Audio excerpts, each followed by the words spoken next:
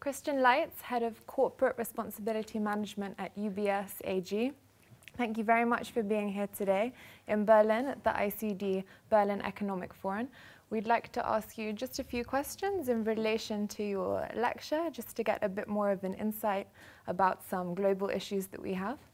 My first question for you is, at the Inter-Parliamentary Alliance for Human Rights and Global Peace, which is part of the ICD, we've established to raise awareness of the universality of fundamental human rights. And with regards to this, we've become interested in your Thun group, which is based on the UN Guiding Principles on Business and Human Rights. And we are wondering if you could give us a bit more of an insight into that and explain more about the UN's Protect, Respect and Remedy framework. Okay, good. Just to give you some background, I work for UBS. UBS is based in Switzerland, and Thun, as it's actually spelled in the Swiss context, is one of our two conference centers. So that's where the name actually comes from, Thun Group, because the group met in Thun, so a very simple one. So we use that to describe that. We met first there in 2011, so UBS and a few other international large banks. And I think the basis of the whole discussion was something that we've been looking at within our banks for quite some time. And that is, what does the topic of human rights, an admittedly extremely complex topic, actually mean for banks?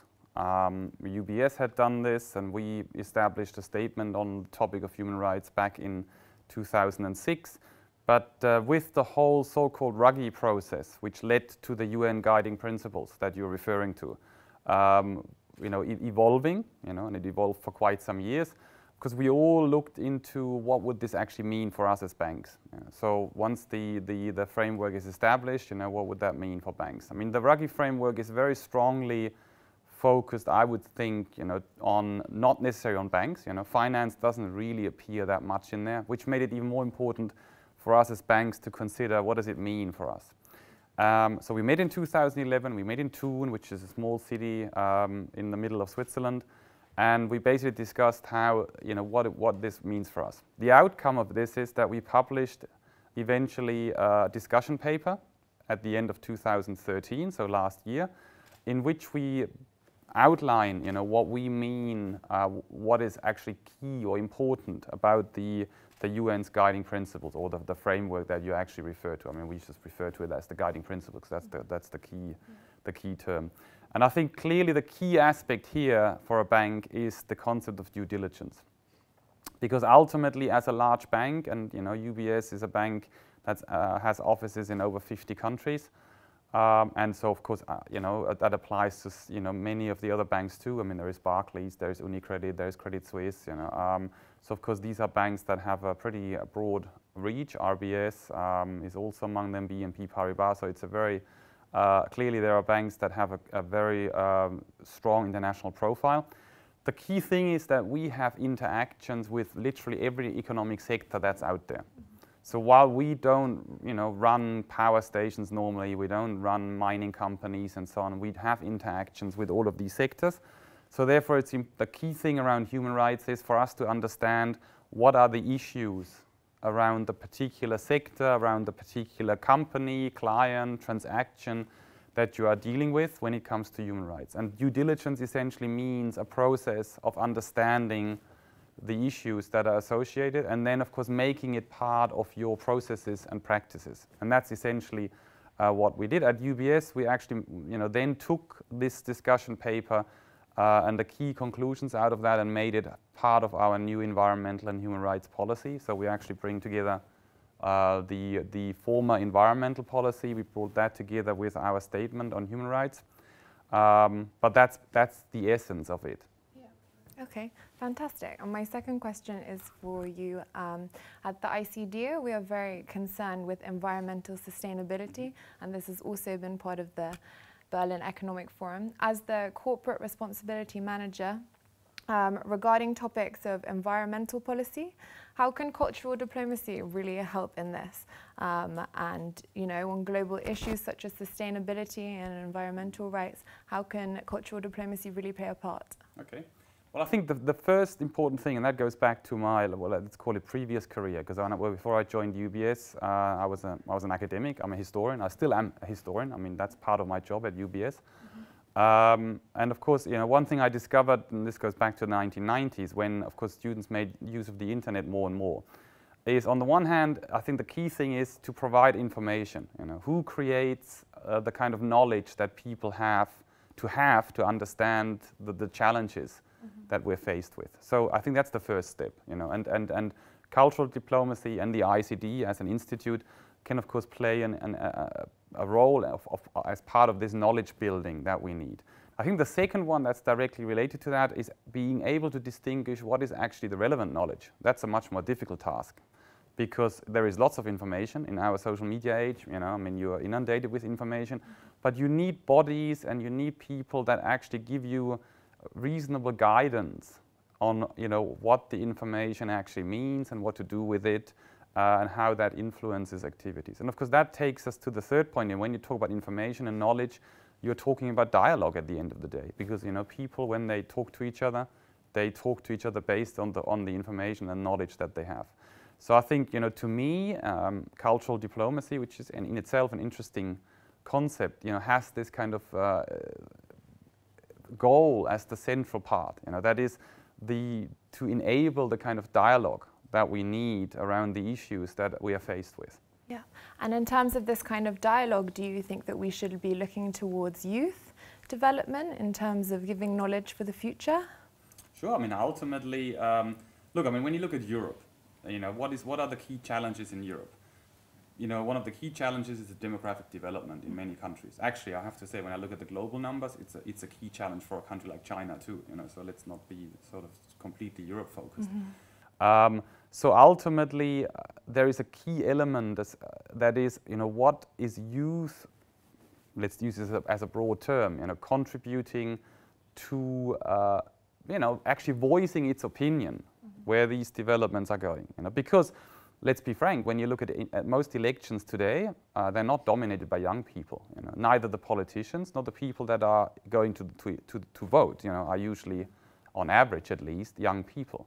So therefore, the political scene quite often is dominated by people who may have a different view on something like demographic development, because like me, they're older, so they don't worry too much about particular aspects anymore. So I think the key thing here is to be able to bring to the fore those topics that are relevant to young people. Young people have to be part of this discussion. I don't think anybody else will do it for them, if they don't do it themselves. Okay, and also in terms of this dialogue, conferences like this are absolutely fantastic, bringing loads of people together to talk about really important issues. But what happens afterwards? What can we learn from these kind of forums, and how do we put these decisions in practice? Well, I think, the first important thing is, or the question, that is important for me is, what does the audience actually do with the information that they get? I think, I come to a conference, I give a paper. And sometimes people ask questions, depending on what the format is. If you have a panel discussion, of course you get more questions.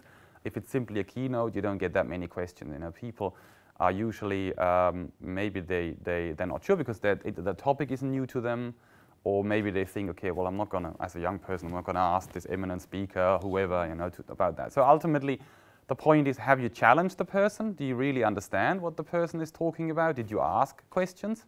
And if you did, what do you do with the information? You just say, okay, well, I'm proud that I've been at a conference like that, or do you actually do something with it? Do you take some lessons or conclusions, and then make that part of what you're trying to achieve personally? Because that's ultimately it. It's not about the paper or the conference. It's really about your personal follow-up to what you've actually experienced at any conference and any such discussion. Because we can talk. But the question is really, what do you do with that? Yeah. And finally, I have a question. In times of slow economic growth, is it really difficult for companies to keep a concentration on, sustainable development, climate change, environmental issues, human rights, or do these kind of take the sideline? I think that's a tricky question. In the sense that I think for each economic sector or company, the answer may not necessarily be the very same. I think fundamentally, of course, if there is slow economic growth, there will be a strong focus in many companies on cost. Not surprisingly, companies will look at, okay, well, economic growth has slowed down. I need to save money. I need to be able to be more, cost focused. But that, of course, in many companies can actually, if you're thinking it through properly, it can actually help you. The sustainability aspect can actually help you. Because, of course, I mean, I've just listened to, for instance, the presentation by VW or the presentation by Pirelli. What are they talking about? They're ultimately talking about there is actually money to be saved through being more sustainable. I mean, you apply new methods, new technologies, and so on, to actually make the product more sustainable, but you also make it more efficient. I've almost created a new word, sufficient, out of sustainable and efficient. But the point is, in many companies, you can actually save money through being more sustainable. I mean, I think you have to invest it first. Clearly, I mean, you can start with a small example. If you're a homeowner and you have lousy windows, you're losing a lot of money. You have to invest money first to have better windows. But once you've got the better windows, it's going to save you money. And I think you can extrapolate that to larger companies. So I think you have to look at sustainability in a very tactical or strategic manner. And I think it will actually give you answers why even in a low economic growth environment, it can actually help you. I mean, and this is completely aside my last point on this, which is that it's actually the right thing to do. I mean, we always say it's the right thing to do, but I think there are clear, and ultimately, if you have a discussion in a company, you have to have a good business argument. Yeah. And I think the business argument in many companies can be, there are customers out there who want these products. It's, we can make our processes more efficient. We need that also maybe to raise morale among employees, because a lot of employees may find these things important.